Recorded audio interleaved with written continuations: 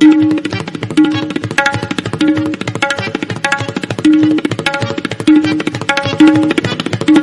राजभाषा अधिनियम के लिए 2 दशक से भी ज्यादा समय में भी दिल्ली सरकार नियमावली नहीं बना पाई है। सरकार से जब भी इस बाबत जानकारी मांगी गई तो हमेशा एक ही जवाब दिया गया कि नियमावली बनाने की प्रक्रिया चल रही है, मगर यह प्रक्रिया कब तक पूरी हो पाएगी, इसका जवाब सरकार के पास नहीं है।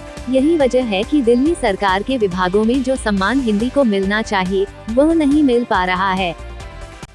दिल्ली सरकार में अधिकतर कार्य अंग्रेजी में होते हैं,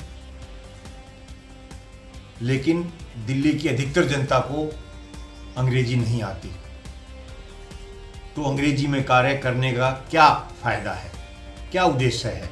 उद्देश्य यह है कि दिल्ली के नागरिकों को नियम कायदे कानून की जानकारी ना हो, उनको जो जानकारी मिले, जो पत्र मिले, वो उनकी समझ में ना आए और वो उनको ना मिल सके, जिससे दिल्ली के नागरिकों को उनके हक अधिकार नहीं मिल रहे हैं। इस स्थिति के चलते व्यक्ति भी परेशान हैं। यही कारण है कि दिल्ली सरकार में अधिकतर कार्य अंग्रेजी में किए जाते हैं और सरकारी कार्यालय आज भी हिंदी के पत्रों का जवाब अंग्रेजी में देने को अपनी शान समझते हैं। सूचना अधिकार कार्यकर्ता चौधरी हरपाल सिंह राणा का कहना है, जब सरकार ही नागरिकों के अधिकारों का संरक्षण नहीं करेगी तो उन्हें उनका हक अधिकार कैसे मिलेगा? नागरिकों के जीवन में भाषा का बहुत बड़ा महत्व होता है। व्यक्ति भाषा के आधार पर ही सरकारी कार्य प्रणाली को समझ सकता है। यह कार्य करने में भाषा के नियम लागू नहीं हो रहे हैं तो हमारी ये कैसी स्वतंत्रता है और हम कितने स्वतंत्र हैं, इसमें अंदाजा लगाना मुश्किल नहीं है।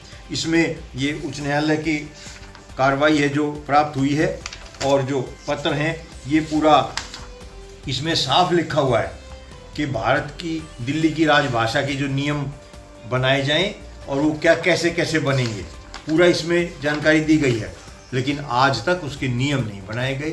लगभग 75% 80% लोग अंग्रेजी बोल नहीं सकते। भाषा के जो नियम है पिछले 20 साल से अधिनियम लागू होने के बाद उसके नियम नहीं बनाए गए हैं, जो बहुत ही आश्चर्यचकित है। लेकिन जब व्यक्ति की भाषा में ही कार्य न किया जाए तो भाषा के कानून बनाने का क्या फायदा? उन्होंने कहा, वर्ष 2003 में दिल्ली राजभाषा अधिनियम दिल्ली की विधानसभा द्वारा पारित किया था, लेकिन इन 20 वर्षों से अधिनियम के नियम नहीं बनाए गए हैं, जिससे वह अभी तक पूर्ण रूप से लागू नहीं हो पाया है। इसलिए अंग्रेजी भाषा का कम ज्ञान वाले लोग अंग्रेजी में मिले जवाबों को समझने में असमर्थ रहते हैं और दूसरों के मोहताज रहते हैं। हम बात कर रहे हैं दिल्ली सरकार के द्वारा 1968 में राजभाषा अधिनियम 1968 भारत सरकार के द्वारा बनाया गया। 68 से लेके दिसंबर 1995 में तत्कालीन मुख्यमंत्री साहेब सिंह वर्मा के द्वारा राजभाषा विधेयक 1995 विधानसभा में प्रस्तुत किया गया। तत्पश्चात यह पावर समिति को सौंपा गया। वर्ष 2000 में ये पारित किया गया और 2003 में इसकी अधिसूचना जारी की गई। 2003 से लेकर आज तक ये पूरी जानकारी मेरे पास है कि कब कब कब क्या किया गया। आज तक इसके नियम नहीं बनाए गए हैं।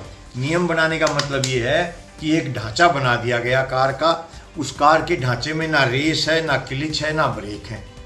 अब वो कार कैसे चलेगी? ये उदाहरण इसके ऊपर बिल्कुल फिट बैठता है। लगभग 80-90 पत्र अभी तक लिखे जा चुके हैं मेरे द्वारा और 50-60 पत्र के जवाब भी आए हैं, इससे भी ज़्यादा। कुछ दीमक के कारण से कागज नष्ट हो गए, लेकिन हमारे पास इतने पत्र भी मौजूद होंगे।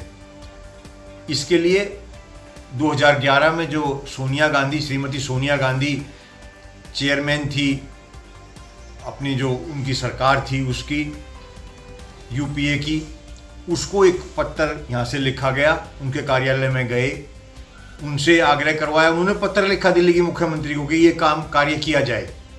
आज तक नहीं हुआ। माननीय उच्च न्यायालय ने 2013 में मेरी पत्र जनहित याचिका के माध्यम से दिल्ली सरकार को कहा कि इसके ऊपर कार्रवाई करो। दिल्ली उच्च न्यायालय कहने के बावजूद आज तक नहीं हुआ। जिला न्यायालय इसमें आदेश कर चुकी हैं कि इसके ऊपर कार्रवाई की जाए, आज तक नहीं हुआ। भाषा की स्वतंत्रता हमें आज तक नहीं मिली है। कार्य करने में भाषा के नियम लागू नहीं हो रहे हैं तो हमारी ये कैसी स्वतंत्रता है? राणा भारतीय भाषाओं को लागू कराने के लिए लगभग 40 वर्षों से लगातार प्रयास कर रहे हैं। इस बाबत राणा दिल्ली उच्च न्यायालय का दरवाजा भी खटखटा चुके हैं। वहां से भी दिल्ली सरकार को नियमावली को जल्द पूरा करने के आदेश मिल चुके हैं। राणा पिछले 20 वर्षों में लगभग 65 पत्र प्रधानमंत्री, मुख्यमंत्री समेत संबंधित विभागों को लगभग 45 पत्र लिख चुके हैं। बावजूद इसके 20 वर्षों बाद भी कला, संस्कृति और भाषा विभाग दिल्ली द्वारा 18 अप्रैल 2023 को दिए जवाब में कार्रवाई प्रक्रियाधीन है, बताया गया। प्राइम टाइम न्यूज हिंदी से अर्जुन सिंह की रिपोर्ट। 70 वर्षों से देशी घी से बनी परंपरागत बलूशाही और मिठाई नमकीन के लिए मशहूर Bhagat ji sweets house, Tatiri, Meerut road, Baghpat और लक्ष्मीनगर, दिल्ली। असली पहचान के लिए फोटो देखें।